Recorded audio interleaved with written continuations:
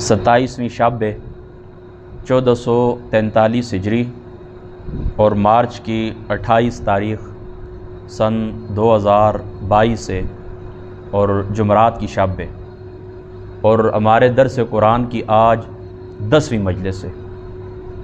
आयत नंबर 46 तक हमारा दर्स मुकम्मल हो चुका था और आज हम जिस रुकू का मुताला करेंगे, पिछले रुकू से बनी इसराइल का ज़िक्र शुरू हो चुका था और आगे कई रुकू इंशाअल्लाह ताला जो आएंगे तो वहाँ पर अल्लाह ताला की ज़ात अक़दस ने बनी इसराइल की तारीख़ को बयान किया है। उनके ऊपर अल्लाह ताला ने जो नेमतें की हैं, उन नेमतों का अल्लाह ताला ने ज़िक्र किया है। अल्लाह ताला की ज़ात अक़दस ने उनको वादे याद दिलाए हैं और उनके ज़वाल के जो असबाब हैं अल्लाह ताला ने उनको बयान किया है कि फिर किस बात के ऊपर अल्लाह ताला नाराज़ हुए और उनके ऊपर अल्लाह ताला का गज़ब हुआ, उनके ऊपर अल्लाह ताला ने मस्कनत तारी कर दी और वो दुनिया के अंदर क्या हुए, ज़लील हो गए। इस बात से वो दुनिया के अंदर ज़लील हो गए। ये सारी चीज़ें अल्लाह ताला ने, ये आगे कई रुकू जो आएंगे इंशाअल्लाह ताला तो बनी इसराइल की तारीख़ का ही ज़िक्र होगा। और आज का जो रुकू है जिसका हम मुताला करेंगे, ये आयत नंबर 47 है, यहाँ से हम शुरू करेंगे। इसमें अल्लाह ताला की जो ज़ात मुक़द्दस है, अल्लाह ताला की ज़ात मुक़द्दस ने बनी इसराइल के ऊपर जो इनाम किए, उन इनामात का अल्लाह ताला की ज़ात अक़दस ने तज़किरा किया। अल्लाह ताला की ज़ात अक़दस ने उनके ऊपर जो इनाम किए हैं, अल्लाह ताला ने उन इनामात का तज़किरा किया। देखें अल्लाह ताला फरमाते, या बनी इसराइल अज़कुरू नेमती अनअमतु अलैकुम व अन्नी फ़द्दलतुकुम अलल आलमीन। अल्लाह ताला फरमाता है, ए औलाद याकूब, याद करो मेरा वो एहसान जो मैंने तुम्हारे ऊपर किया, तुम पर किया, और यह कि मैंने तुम्हें फ़जीलत दी सारे जहान वालों पर।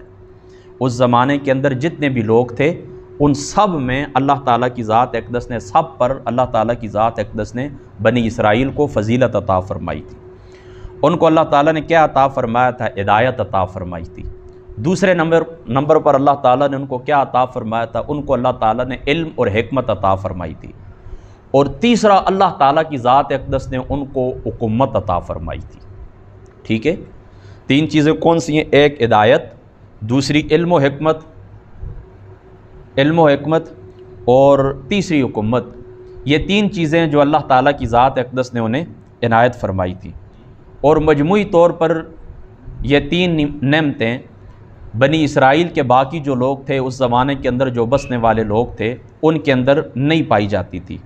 इस वजह से उनकी जो बुज़ुर्गी थी उनको सब ने तस्लीम किया है। उनकी बुज़ुर्गी अपने ज़माने के अंदर मुसल्लत थी, लेकिन जब वो ज़िद के ऊपर आ गए, वो तासुब के ऊपर आ गए और अल्लाह ताला का जो पैगाम हिदायत था, अल्लाह ताला की ज़ात अक़दस का वो पैगाम हिदायत उन लोगों ने ठुकरा दिया और अपने ख्वाहिशात के पीछे चल पड़े।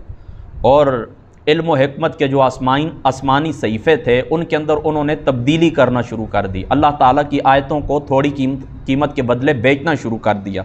तो फिर अल्लाह ताला की ज़ात अक़दस ने सारे जहान वालों के ऊपर जो उस ज़माने के अंदर बसते थे, अल्लाह ताला ने उनको जो फ़जीलत अता की थी, अल्लाह ताला ने वो मकाम उनसे वापस ले लिया और अल्लाह ताला ने विरासतन वो मकाम अता फ़रमा दिया उम्मत मुहम्मदिया सल्लल्लाहु ताला अलैहि वसल्लम। तो इससे एक बात पता चली कि अल्लाह ताला किसी बंदे को कोई मकाम देता है, फिर वो बंदा इस तरह करे कि अपने आप को नायल साबित कर दे। यानी एक मकाम उसके पहले वो एल था, अब उसने गुनाहों की वजह से वो अपने मकाम से नीचे उतर के आए, उसने अपने आप को नायल साबित कर दिया, तो अल्लाह ताला की ज़ात अक़दस वो नेमत वापस ले लेते हैं। यानी अल्लाह ताला किसी बंदे को कोई नेमत देते हैं फिर वापस नहीं छीनते, लेकिन बंदा वो अपने आप को नायल साबित कर दे कि हाँ मैं अब इस नेमत के काबिल नहीं हूँ, इस नेमत के एल नहीं हूँ, तो फिर अल्लाह ताला वो नेमत वापस ले लेते हैं। देखें मैं आपको बता चुका हूँ ना, देखें ये बात आपके सामने कि अपने ज़माने के जितने लोग थे उनके ऊपर अल्लाह ताला ने बनी इसराइल को फ़जीलत अता फ़रमाई थी, लेकिन जब वो ख्वाहिशात नफ्स के पीछे चल पड़े, अल्लाह ताला के पैगाम को, वादे को भूल गए, अल्लाह ताला ने वो मकाम उनसे खींच लिया और वो मकाम उम्मत मुहम्मदिया अला साहिब अस्सलात व तस्लीम, अल्लाह ताला ने हुज़ूर अलैहिस्सलाम की उम्मत को अता फ़रमा दिया। ठीक है, इसके अंदर कोई मुश्किल बात भी नहीं है। वत्तकू यौमन ला तजज़ी नफ्सुन अन नफ्सिन शैअन वला युक़बलु मिनहा शफ़ाअतुन वला युहज़ु मिनहा अदलुन वला हुम युनसरून।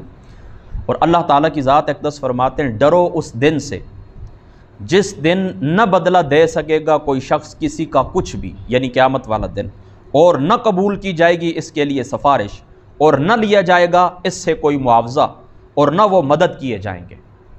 یہ قیامت کے دن کا منظر ہے جو اللہ تعالیٰ کی ذات اقدس بیان فرماتے ہیں کہ قیامت کا دن اللہ تعالیٰ نے لوگوں کو ڈراتے ہیں کہ اس دن سے ڈرو کہ جس دن کوئی شخص کسی کا کوئی بدلہ نہیں دے سکے گا، اسی طریقے سے کوئی سفارش قبول نہیں کی جائے گی، کوئی کسی کا معاوضہ نہیں دے سکے گا، یہاں تک کہ ساری زمین فدیہ کے اندر اور زمین کے برابر سونا چاندی اللہ کی بارگاہ کے اندر قیامت والے دن آپ فدیہ پیش کر دیں تو کیا ہوگا؟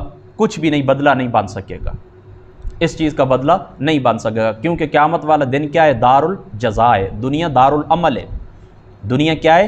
دار العمل ہے، وہ دار الجزا ہے، لہٰذا وہاں پر کوئی چیز بھی کام نہیں آئے گی ایک دوسرے کی۔ لیکن یہاں پر ایک بات یاد رکھیں کہ یہاں پر معتزلہ نے ایک اعتراض کیا ہے، یہ اہل سنت کے اگینسٹ، اہل سنت کے مخالف ایک فرقہ ہیں، اس نے ایک اعتراض کیا ہے۔ اعتراض کیا انہوں نے کیا؟ انہوں نے اعتراض کیا ہے کہ قیامت والے دن کوئی بدلہ کسی کو نہیں دے سکے گا، کوئی بندہ کسی کے کام نہیں آئے گا، کوئی سفارش نہیں چلے گی، تو اس کا مطلب یہ ہے کہ قیامت والے دن شفاعت کوئی کسی کی نہیں کر سکے گا، یعنی حضور نبی پاک صلی اللہ تعالیٰ علیہ وآلہ وسلم کی شفاعت، فرشتوں کی شفاعت، اولیاء اللہ کی شفاعت، علماء کی سفارش، حاجی کی سفارش، شہید کی سفارش، حافظ قرآن کی سفارش، یہ قیامت والے دن جو سفارش کریں گے وہ کہتے ہیں کہ اس آیت سے ثابت ہوتا ہے کہ کوئی بندہ وہاں پر سفارش نہیں کر سکے گا۔ تو علامہ قرطبی رحمۃ اللہ تعالی علیہ آپ نے لکھا ہے تفسیر قرطبی کے اندر، فرماتے ہیں اجمع المفسرون علی ان المراد بهذه الآیۃ النفس الکافرۃ لا کل نفس، پھر اس کو سن لیں، اجمع المفسرون علی ان المراد بهذه الآیہ، فرماتے ہیں تمام مفسرین کا اس بات کے اوپر اجماع ہے کہ یہاں پر نفس سے مراد کیا ہے؟ یہاں پر نفس سے مراد کافر ہے، یعنی کوئی کافر کسی کے کام نہیں آئے گا، مسلمان کے کام آئے گا، یہ بات یاد رکھیں۔ اس آیت سے کیا مراد ہے؟ اللہ تعالیٰ یہودیوں کو ڈراتا ہے کہ ڈر جاؤ اس بات سے کہ تم لوگ چونکہ اسلام کے دعوے دار نہیں ہو، اسلام کے فالورز نہیں ہو، تم لوگوں نے کفر کیا ہے، لہٰذا تمہارا آپس میں ایک دوسرے کو تم قیامت والے دن کام نہیں آؤ گے، ڈر جاؤ اس جگہ سے۔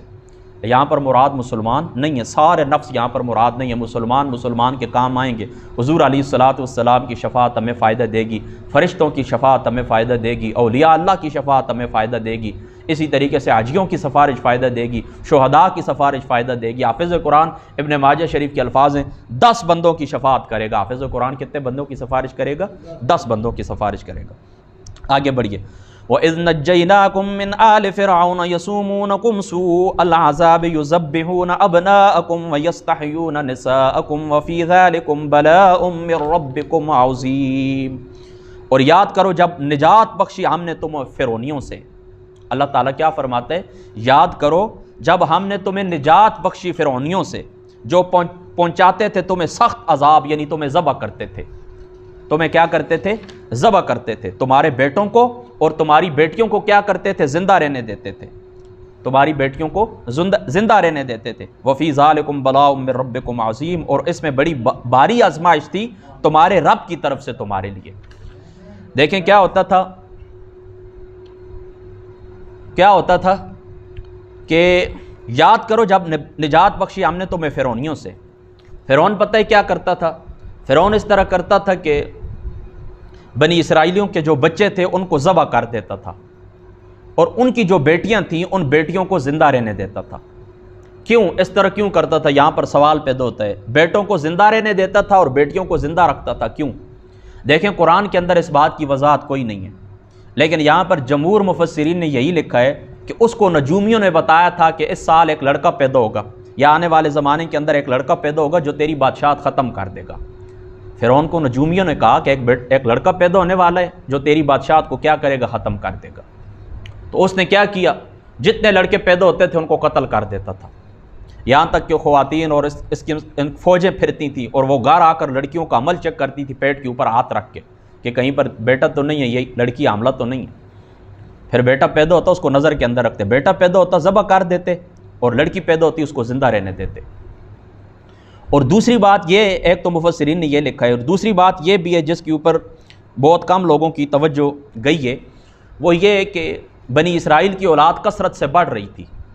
بنی اسرائیل کی اولاد کیا تھی؟ کثرت سے بڑھ رہی تھی، اور یہ جو فرعونی تھے یہ کہتے ہیں اگر یہ اسی طرح بڑھتے رہے تو یہ اکثریت کے اندر ہو جائیں گے اور ہم اقلیت کے اندر ہو جائیں گے، لہٰذا بہتر یہ ہے کہ ان کی نسل کشی کی جائے، جس طرح آج کرتے ہیں کشمیر کے اندر مسلمانوں کی نسل کشی کرتے ہیں یا باقی جو ممالک ہیں ان ممالک کے اندر مسلمانوں کی نسل کشی ہوتی ہے، تاکہ یہ نہ ہو کہ مسلمانوں کی نسل بڑھتی رہے، یہ اکثریت کے اندر آ جائیں، ہم اقلیت کے اندر آ جائیں۔ یہ پرانا ان کے گروؤں کا طریقہ تھا، آج کا نیا طریقہ نہیں ہے، ان کے آباء و اجداد بھی اسی طرح کرتے تھے۔ تو یہ بات یاد رکھیں کہ یہ بھی ایک توجیہ ہو سکتی ہے اس بات کی کہ وہ لڑکوں کو اس لیے قتل کر دیتا تھا کہ بنی اسرائیلی آگے نہ بڑھے۔ یہ دو باتیں تھیں، ان کو قتل کر دیتا تھا، ان کی لڑکیوں کو زندہ رہنے دیتا تھا۔ کیوں زندہ رہنے دیتا تھا؟ اس لیے کہ یہ ہماری غلام بنے، یہ ہماری نوکرانیاں بنے۔ اور پھر آگے اللہ تعالیٰ کی ذات اقدس فرماتے ہیں نا کہ اس میں تمہارے لیے آزمائش تھی تمہارے رب کی طرف سے۔ کس طرح آزمائش تھی؟ کہ مصیبت اور نعمت دونوں میں آزمائش ہے۔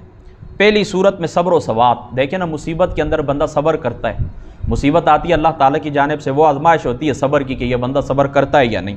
اور دوسرا جیسا اللہ تعالیٰ نجات بخش دیتے ہیں یا کوئی نعمت اللہ تعالیٰ عطا فرما دیتے ہیں تو اس میں آزمائش ہوتی ہے۔ کیا آزمائش ہوتی ہے؟ کہ یہ بندہ شکر کرتا ہے یا نہیں کرتا۔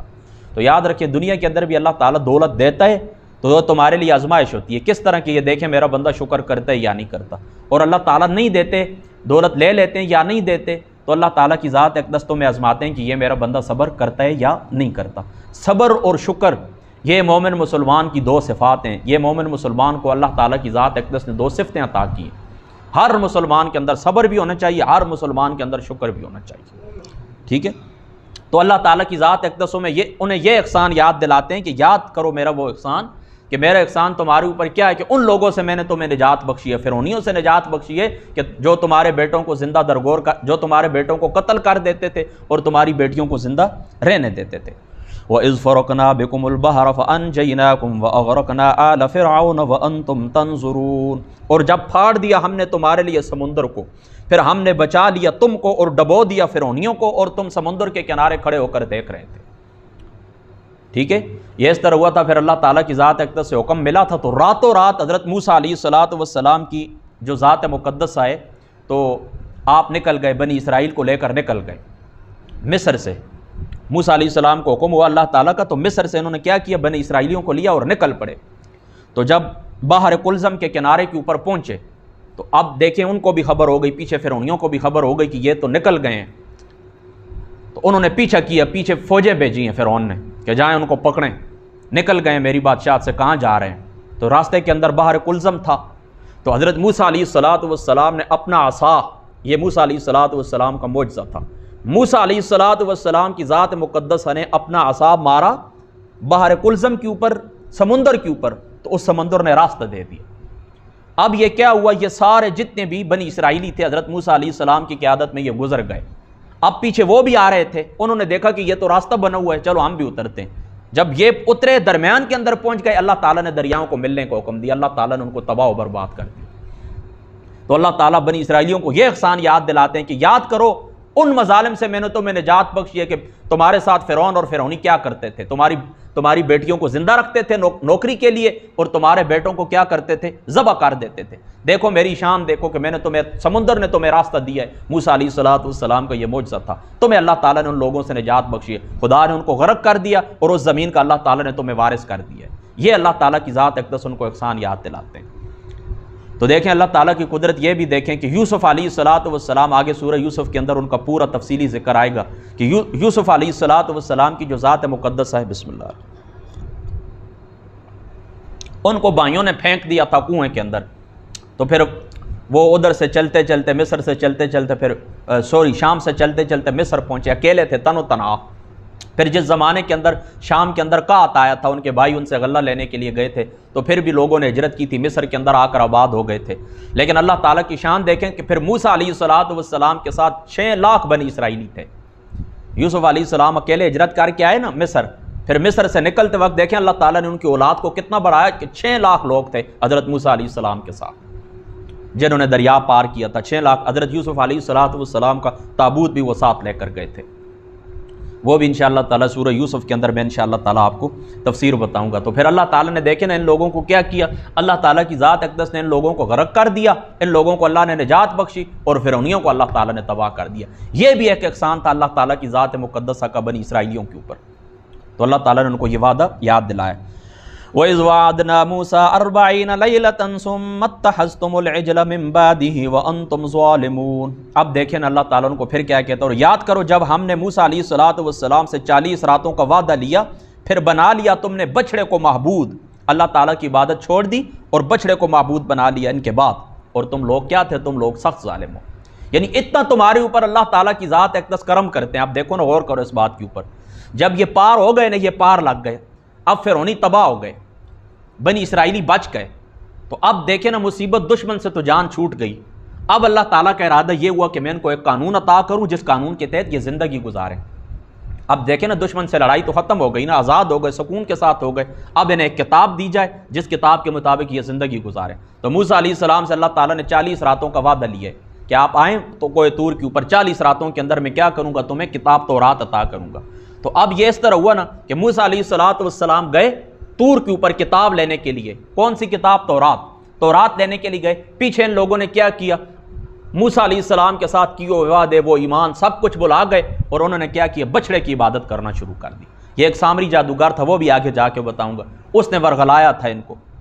تو ایک دن کے اندر قریباً 70,000 لوگوں نے کیا کیا، اللہ تعالیٰ کا وہ جو معاملہ تھا، اللہ تعالیٰ کی ذات اقدس کے اوپر عبادت تھی، جو اللہ کو معبود مانتے تھے، حضرت موسیٰ کو نبی مانتے تھے، وہ سب کچھ چھوڑ چھاڑ کر بچڑے کی عبادت کے اندر مصروف ہو گئے۔ مجھے بتائیں کتنی احسان فراموش قوم ہے جن کے اوپر اللہ تعالیٰ دیکھیں ان کو یہ احسان یاد دلاتے، دیکھیں میں نے تمہارے اوپر کتنے احسانات کیے۔ آگے اور بھی احسانوں کا ذکر، احسانات کا ذکر آئے گا، لیکن یہ آپ جو پڑھ چکے ہیں، جو آپ سن چکے ہیں، یہ کتنا اللہ تعالیٰ کے ان کے اوپر احسان ہے کہ ان کو اندر اللہ تعالیٰ نے نبوت رکھی، ان کے اندر علم و حکمت رکھی، بنی اسرائیل فرعونیوں سے اللہ تعالیٰ نے ان کو نجات عطا فرمائی۔ لیکن ان لوگوں نے کیا کیا، تھوڑی سی دیر تھی، 40 دنوں کے لیے موسیٰ علیہ السلام گئے تھے طور کے اوپر، پیچھے انہوں نے کیا کیا، سب کچھ بھول گئے اور بچڑے کی عبادت شروع کر دی۔ اللہ تعالیٰ فرماتا ہے تم بڑے ناشکرے لوگ ہو، تم بڑے ظالم لوگ ہو، تم نے کیا کیا ہے، یاد کرو کہ تم نے کیا کیا ہے، میں نے تمہارے اوپر کتنے احسان کیے، تم نے کیا کیا۔ بسم اللہ۔ ثم عفونا عنکم من بعد ذلک لعلکم تشکرون، پھر بھی درگزر فرمایا ہم نے تم سے اس ظلم عظیم کے بعد شاید کہ تم شکر گزار بن جاؤ۔ اللہ تعالیٰ فرماتے ہیں یہ کام تم نے کر لیا ہے، اس کے بعد پھر میں نے کیا کیا، تمہارے اوپر رحم کیا۔ اللہ تعالیٰ کی ذات اقدس فرماتے ہیں میں نے تمہارے اوپر رحم کیا ہے۔ کیوں رحم کیا ہے؟ تمہیں میں نے معاف کر دیا، اس لیے شاید تم شکر کر جاؤ۔ وَإِذْ آتَيْنَا مُوسَى الْكِتَابَ وَالْفُرْقَانَ لَعَلَّكُمْ تَهْتَدُونَ، اور جب عطا فرمائی ہم نے موسیٰ علیہ السلام کو کتاب، وہ کتاب کیا تھی؟ تورات تھی، اور حق اور باطل کی تمیز کی قوت تاکہ تم سیدھی راہ چلنے لگو۔ وَإِذْ آتَيْنَا مُوسَى الْكِتَابَ وَالْفُرْقَانَ لَعَلَّكُمْ تَهْتَدُونَ، اللہ تعالیٰ فرماتے ہیں جب ہم نے موسیٰ علیہ السلام کو کتاب اور فرقان عطا کی، کتاب عطا کی، کتاب سے مراد کیا ہے؟ کتاب سے مراد یاد رکھیں تورات ہے، اور فرقان سے مراد معجزات ہیں۔ کتاب سے کیا مراد ہے؟ تورات، اور فرقان سے کیا مراد ہے؟ معجزات۔ یہ اللہ تعالیٰ نے کس کو عطا کیا؟ موسیٰ علیہ السلام کو عطا کیا۔ تمہارے پیغمبر کو اللہ تعالیٰ نے کتاب بھی عطا کی، معجزات بھی عطا کی۔ وَإِذْ قَالَ مُوسَىٰ لِقَوْمِهِ يَا قَوْمِ إِنَّكُمْ ظَلَمْتُمْ أَنفُسَكُمْ بِاتِّخَاذِكُمُ الْعِجْلَ فَتُوبُوا إِلَىٰ بَارِئِكُمْ فَاقْتُلُوا أَنفُسَكُمْ ذَٰلِكُمْ خَيْرٌ لَّكُمْ عِندَ بَارِئِكُمْ فَتَابَ عَلَيْكُمْ إِنَّهُ هُوَ التَّوَّابُ الرَّحِيمُ، اور یاد کرو جب کہا موسیٰ علیہ السلام نے اپنی قوم سے، اے میری قوم بے شک تم نے ظلم عظیم ڈھایا اپنے اوپر، بچڑے کو خدا بنا لیا تم نے، پس چاہیے کہ توبہ کرو اپنے خالق کے حضور، سو قتل کرو اپنوں کو جنہوں نے شرک کیا، یہ بہتر ہے تمہارے لیے خالق کے نزدیک۔ پھر حق تعالیٰ نے تمہاری توبہ قبول کر لی، بے شک وہ اللہ تعالیٰ کی ذات اقدس توبہ قبول فرمانے والا ہے۔ حضرت موسیٰ علیہ السلام نے اپنی قوم سے کیا کہا؟ اے میری قوم تم نے اپنے اوپر بڑا ظلم کیا ہے، لیکن اب اللہ تعالیٰ کے حضور توبہ کرو۔ اور توبہ کا طریقہ کیا تھا یہ بھی آپ سن لیں، آپ کے اوپر اللہ تعالیٰ کا کتنا کرم ہے۔ تمہاری توبہ کیا ہے پتہ ہے؟ تمہاری توبہ کیا ہے؟ تمہاری توبہ یہ اللہ تعالیٰ کی بارگاہ کے ساتھ وعدہ کریں، اللہ کی ذات کے ساتھ وعدہ کریں کہ پاک پروردگار جو گناہ مجھ سے ہوا ہے میں آئندہ یہ گناہ نہیں کروں گا، اور دل کے اندر ندامت ہونی چاہیے، دل کے اندر ندامت ہونی چاہیے کہ میں نے یہ کام کیا ہے، غلط کیا ہے، میں نادم ہوں اس بات کے اوپر، میری توبہ ہے، میں اب آئندہ ایسا نہیں کروں گا۔ یہ تمہاری توبہ ہے، ایک توبہ کرنا، دل کے اندر ندامت محسوس کرنا، اور دوسرا جو حق آپ کے پاس ہے وہ حق کسی کو واپس لوٹا دیں۔ مثال کے طور پر کسی بندے کے آپ نے 20 روپے چوری کیے تھے، اب آپ توبہ کرتے ہیں تو اس کا کیا طریقہ ہے؟ اللہ سے معافی مانگنا، دل کے اندر ندامت محسوس کرنا، اور جو حق آپ کے پاس 20 روپے اس بندے کو جا کر واپس دے دینا۔ اگر وہ کوئی چیز قابل واپسی نہیں ہے تو خیر ہے، نہ صحیح، لیکن جو چیز قابل واپسی ہوتی ہے وہ چیز واپس بھی کرنا ہوتی ہے۔ یہ آپ کی توبہ ہے، اللہ تعالیٰ آپ کو بخش دیتے ہیں، اللہ تعالیٰ آپ کو معاف کر دیتے ہیں۔ یہ آپ کے اوپر اللہ کا کتنا کرم ہے. لیکن ان کی توبہ کیا تھی دیکھیں، فَقْتُلُوا أَنفُسَكُمْ، اللہ تعالیٰ فرماتا ہے اب دیکھیں نا وہ جو 70,000 لوگ تھے تو ان میں سے کچھ لوگ ایسے تھے تقریباً 22,000 تھے کہ جنہوں نے بچڑے کی عبادت نہیں کی تھی. انہوں نے کہا نہیں یار یہ کام ہم غلط کر رہے ہیں، موسیٰ علیہ السلام گئے ہیں تورات لینے کے لیے، کتاب لینے کے لیے گئے ہوئے ہیں، ہم یہ کام نہیں کریں گے. لیکن باقی جو لوگ تھے بچڑے کی عبادت سامری کے پیچھے لگ کے، اس جادوگر کے پیچھے لگ کے کیا ہوا، بچڑے کی عبادت انہیں شروع کر دی. تو اب ان کی توبہ کیا تھی؟ اللہ تعالیٰ فرماتا ہے جن لوگوں نے عبادت نہیں کی نا وہ اس طرح کریں کہ جنہوں نے عبادت کی ان کو قتل کر دیں. یعنی مثال کے طور پر 70,000 تھے نا، 70,000 میں سے 20,000 لوگ وہ تھے کہ جنہوں نے عبادت نہیں کی، 50,000 نے کر دیے. تو اب یہ 20,000 جنہوں نے بچڑے کی عبادت نہیں کی تھی اپنے وعدے کے اوپر ثابت قدم رہے تھے، یہ اس طرح کریں ان 50,000 کو کہ جنہوں نے بچڑے کی عبادت کی تھی جا کر قتل کر دیں. تو پھر اسی طرح ہوا ہے، اٹھے ایک دوسرے کو اکٹھے ہوئے اور ایک دوسرے کو مارنا شروع کر دیا. یہ لوگ 20,000 تلواریں لے کر ان کے اوپر ٹوٹ پڑے اور ان کو شام تک ختم کر دیا. یہ ان کی توبہ تھی. پھر اللہ نے ان کی توبہ قبول کی ہے، لیکن توبہ کیا تھی؟ ایک دوسرے کو قتل کرو. تو امت محمدیہ کے اوپر اللہ تعالیٰ کا کتنا انعام ہے کہ تمہاری توبہ کیا ہے؟ اللہ تعالیٰ کی ذات اقدس کے سامنے توبہ کرو، حضور کو وسیلہ سمجھو، حضور کی قبر مبارک کے اوپر چلے جاؤ، یہ تمہاری توبہ ہے. کتنا کرم ہے اللہ تعالیٰ کی ذات اقدس کا. تو یہاں پر آیت نمبر ہے نا 54، یہاں پر آیت نمبر 54 تک ہمارا جو درس مکمل ہو گیا. آگے باتیں رہتی ہیں چونکہ وقت بھی مختصر ہے. اس کے بعد انشاءاللہ تعالیٰ لیلۃ القدر کے متعلق بھی گفتگو کرنی ہے. آج رکوع مکمل نہیں ہو سکا، اس کی وجہ یہ ہے کہ لائٹ کا بھی مسئلہ ہے، پھر لائٹ چلی جائے گی. تو بس یہاں پر ہی بات ختم کرتے ہیں. یہ یاد رکھیں یہ رکوع ابھی جاری ہے. موسیٰ علیہ السلام کی قوم کے اوپر یعنی بنی اسرائیلیوں کے اوپر اللہ تعالیٰ کے جو انعامات تھے ان انعامات کا اللہ تعالیٰ ذکر کر رہے ہیں. ان کو اللہ تعالیٰ یاد دلا رہے ہیں کہ دیکھو میں نے تمہارے اوپر کتنا کرم کیا ہے، کتنے میرے تمہارے اوپر احسانات ہیں. اس کے باوجود تم کتنی احسان فراموش قوم ہو کہ میرے سارے انعامات کو تم نے بلا دیا، اللہ کے پیغام کو تم نے پس پش ڈال دیا اور اپنی خواہشات کے پیچھے تم لوگ چل پڑے. یہ باتیں ابھی جاری ہیں. اللہ تعالیٰ کی ذات اقدس عمل کی توفیق عطا فرمائے. وآخر الدعوانا ان الحمد للہ رب العالمین.